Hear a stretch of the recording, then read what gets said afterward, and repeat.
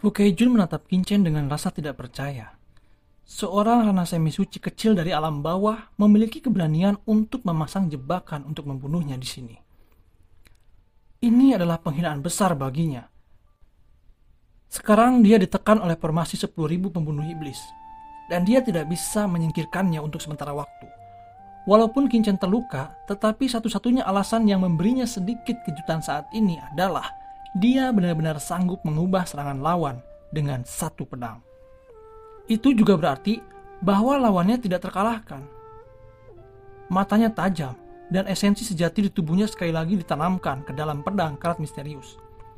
Pada saat yang sama, api iblis King Lian dan Yukong Bian langsung dilepaskan oleh Kinchen, dan dua api mengerikan tersebut segera menyelimuti Fukeijun. Fukeijun terkejut lagi. Berapa banyak harta yang dimiliki orang ini? Seluruh tubuh Fukeijun terasa panas dingin, tetapi dia tidak takut. Meskipun api iblis King Lian dan Yukong Bian kuat baginya, tidak akan menimbulkan ancaman yang mematikan untuknya. Akan tetapi, kombinasi dari banyak metode juga membawa masalah baginya. Dia berusaha menekan kebijaksanaan dua api langit itu, dan ingin menaklukkan keduanya. Hanya saja, cahaya pedang Kinchen yang menakutkan sudah menebas ke arah Fukeijun. Kali ini, kekuatan cahaya pedang yang ditampilkan Kinchen bahkan lebih kuat dari sebelumnya. Melihat serangan itu akan tiba, Fukeijun benar-benar marah. Cahaya hitam tiba-tiba memenuhi tubuhnya, membentuk pusaran air, dan tiba-tiba berhenti di depannya. Dengan keras, setelah cahaya pedang mengalir ke pusaran air itu, dia tidak dapat melukai Fukeijun sama sekali. Kinchen terkejut dan terpental lagi. Kali ini rasa pusing muncul di benak Kinchen, dan lautan jiwa Kinchen hampir meledak di bawah serangan ini. Zen Moding! Teriak Kinchen. Zen Moding ditampilkan olehnya, dan langsung diledakkan ke arah Fukeijun ini. Selain itu, pedang guntur surgawi dan pedang kuno banyu juga muncul. Cahaya guntur di tubuh Kinchen melonjak, dan garis keturunan guntur beredar dengan liar. Pada saat yang sama, semut pemakan ki dan semut penyuling api juga digunakan oleh Kinchen. Serta Beiluanshi, pada saat ini Kinchen melepaskan semua harta di tubuhnya, dan bahkan mendesak kertas jimat emas yang dia peroleh dari Kaisar Bela Diri Tubuh Emas. Pada saat ini, Kinchen tahu betul bahwa jika dia tidak bisa membunuh Fukeijun, dia pasti akan mati. Berapa banyak harta yang dimiliki pada anak ini? Gumam Fukeijun melihat harta karun yang datang dari langit dengan sangat rapat. Fukeijun sekali lagi membeku.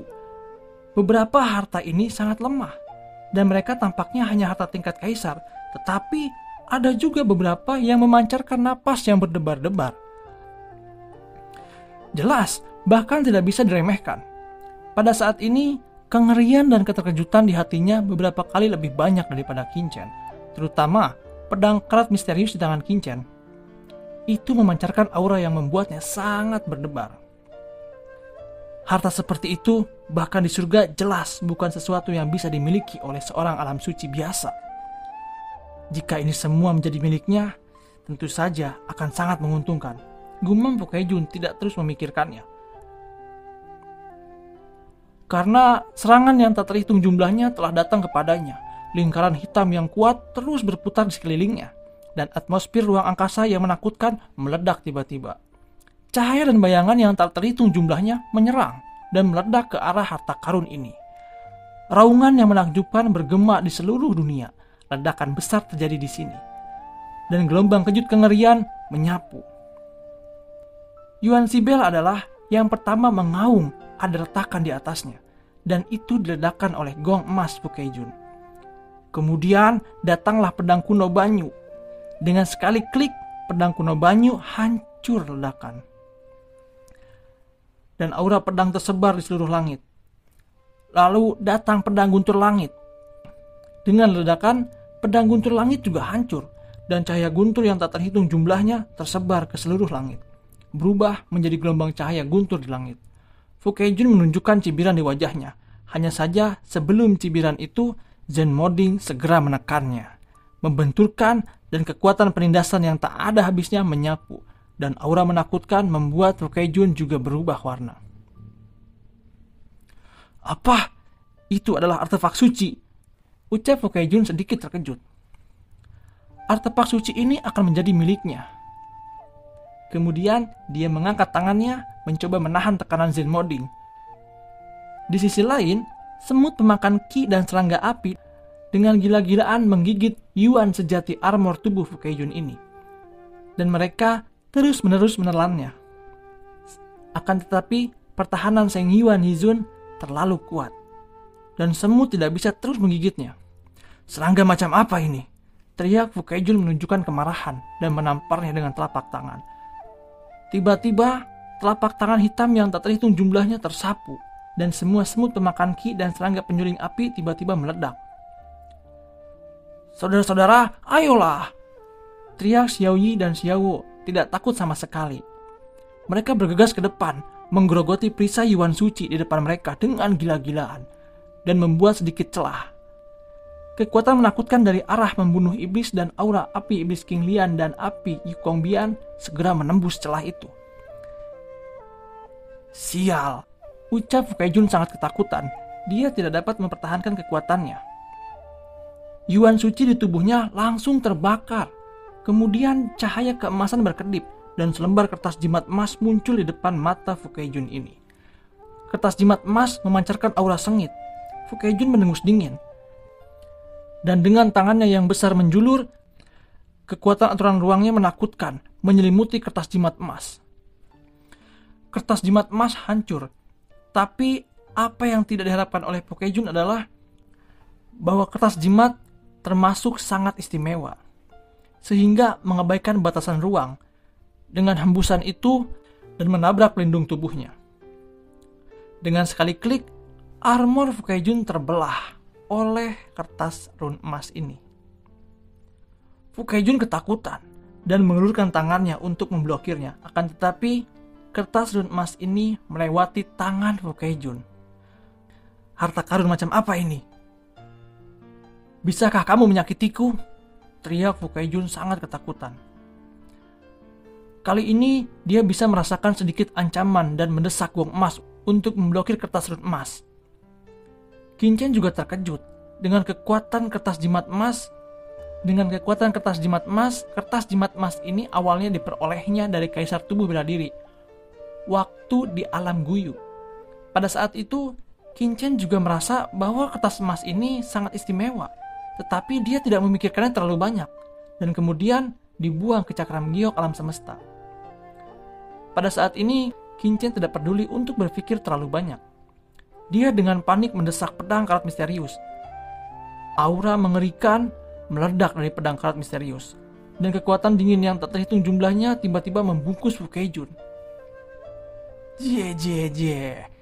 Tawa pedang karat misterius itu memancarkan kekuatan jahat dan tiba-tiba masuk ke dalam pikiran Fukaijun. Ekspresi horor akhirnya muncul di mata Fukaijun. Prajurit suci macam apa ini yang bisa mempengaruhi roh saya? Ucap Fukaijun sambil melemparkan tombak hitam ke arah Qin Chen. Tombak itu langsung menusuk bahu Qin Chen. Jie. Napas jiwa begitu kuat. Apakah itu praktisi kuat dari surga? Tawa menyeringai yang aneh dan dingin terdengar di benak Fukaijun, yang sebenarnya berasal dari pedang misterius dan mengalir ke tubuhnya sekaligus. Mendengar itu, Fukaijun menunjukkan ekspresi horor. Saat berikutnya, ekspresi mengeras dan Seiyuan di tubuhnya berhenti berdebar. Dan kemudian, terjadi ledakan dahsyat. Itu adalah tubuh Fukaijun yang hancur berkeping-keping. Sebelum dia meninggal, mata Fukaijun penuh dengan kemarahan dan penyesalan. Jelas, dia tidak menyangka akan jatuh di sini. Jatuh ke tangan beberapa semut kecil alam bawah. Aku tidak rela. Teriak Fukaijun menyebabkan gelombang jiwa yang menyebar. Tubuh Fukaijun meledak menjadi kabut darah yang menghujani langit. Setiap tetes darah mengandung kekuatan yang mengerikan, dan itu benar-benar ditelan oleh pedang karat misterius. Pedang karat misterius memancarkan lingkaran darah, dan itu membuat tangisan tajam, yang tampaknya memiliki perasaan gembira yang sangat luar biasa. Di sisi lain, Qin Chen menyemburkan seteguk darah. Pusing di benaknya tiba-tiba muncul, dan tubuhnya jelas berada di ujung maut. Pada saat ini pikirannya berdengung dan menyakitkan, dan kepalanya bahkan terasa seperti akan meledak. Mo Yuanbai bergegas maju dan mendukung Qin Chen. Tetapi Mo Yuanbai sendiri sudah dipenuhi bekas luka. Dan bahkan Gu Zunren dan Lao Yuan juga terluka parah. Qin Chen mencabut tombak darah dari tubuhnya. Wajahnya tiba-tiba menjadi lebih pucat. Tombak darah ini telah kehilangan tuannya dan segera dilemparkan Qin Chen ke dalam cakram giok keberuntungan alam semesta. Dan kemudian menyingkirkan cincin penyimpan dan gong emas Fu Keijun. Banyak harta Fu Keijun seperti pilar formasi yang diambil oleh Qin Chen satu demi satu. Semuanya telah dimasukkan ke dalam cakram giok keberuntungan alam semesta.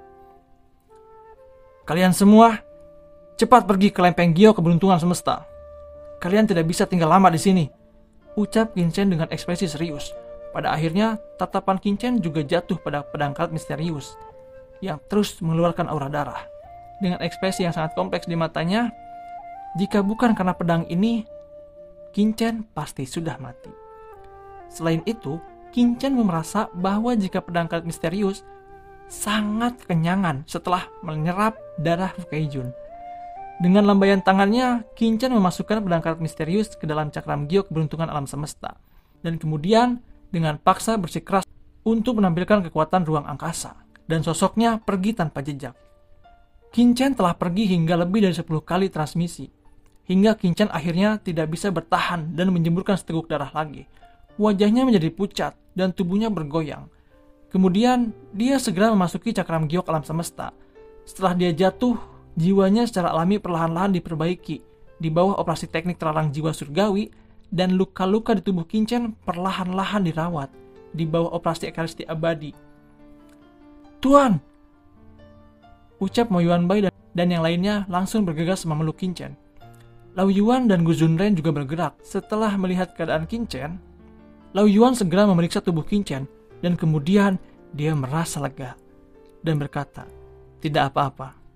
Qin Chen hanya mengalami cedera fisik dan akan pingsan sementara. Mari kita tunggu di sini dan biarkan dia pulih secara perlahan. Setelah 2 hari, dia mungkin bisa bangun. Mo Yuanbai dan Gu Zunren merasa lega. Kemudian Lao Yuan melambaikan tangannya dan tiba-tiba aura menakutkan berlama-lama di cakram giok keberuntungan semesta mengelilingi Qin Chen. Ketika aura ini datang, pori-pori Mo Yuanbai dan Gu Zunren terbuka, seolah-olah semuanya telah sangat transparan. Apa ini? Ucap Mo Yuanbai bertanya dengan kaget.